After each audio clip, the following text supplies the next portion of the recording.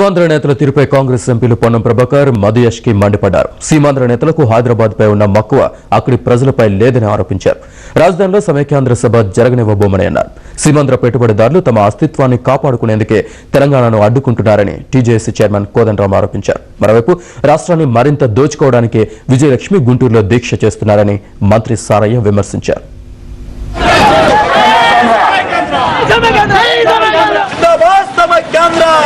సీమాంధ్రలో జరుగుతున్నది కృత్రిమ ఉద్యమమని కాంగ్రెస్ ఎంపీ మధుయాష్కి విమర్శించారు. సీమాంధ్ర నేతలకు అక్కడి ప్రజల కంటే హైదరాబాద్ పైనే ప్రేమ ఎక్కువని ఆరోపించారు. హైదరాబాద్ లో నివసిస్తున్న సీమాంధ్ర ప్రజలు ఎటువంటి భయాందోళనకు గురి కావాల్సిన అవసరం లేదన్నారు.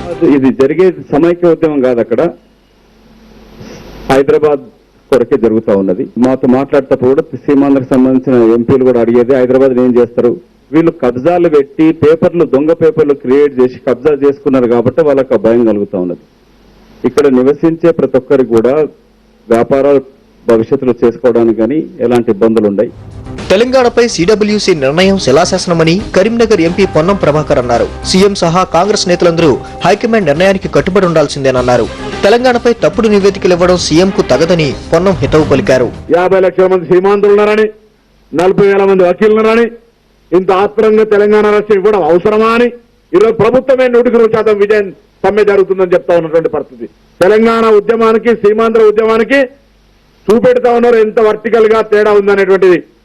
కాబట్టి మేము ఈ యొక్క విభజన అనివార్యం, జరిగిన దానికి అందరూ ఆమోదించమని మళ్ళీ కూడా కోరుతా ఉన్నాం. సీమాంధ్ర పెట్టుబడిదారులు తమ అస్తిత్వాన్ని కాపాడుకునేందుకే తెలంగాణ రాష్ట్రానికి అడ్డుపడుతున్నారని టీజేఏసీ చైర్మన్ కోదండరాం ఆరోపించారు. సొంత ప్రయోజనాల కోసం డ్రామాలు ఆడుతున్నారని దుయ్యబట్టారు.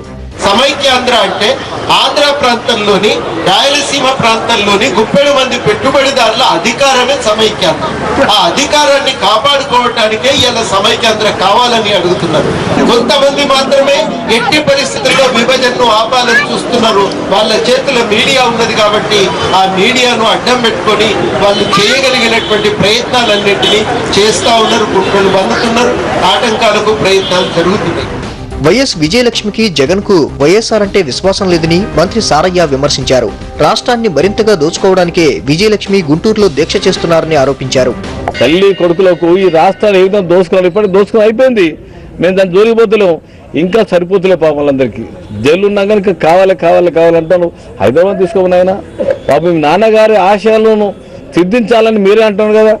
ప్రత్యేక తెలంగాణ రాష్ట్రం కావాలని స్వయంగా మీ నాన్నగారు ఉభయ సభ్యులు ప్రకటన చేసిండు. ఆ ప్రకటన మీద మీ విశ్వాసం లేకుంటే నేను నమ్మలేను. మరోవైపు హైదరాబాద్ లోని ఇందిరా పార్క్ దగ్గర టీజేఏసీ తలపెట్టిన శాంతి దీక్షలు 3వ రోజు కొనసాగాయి. 3వ రోజు దీక్షలో తెలంగాణ ఇంజనీరింగ్ జేఏసీ రిటైర్డ్ ఇంజనీర్లు పాల్గొన్నారు.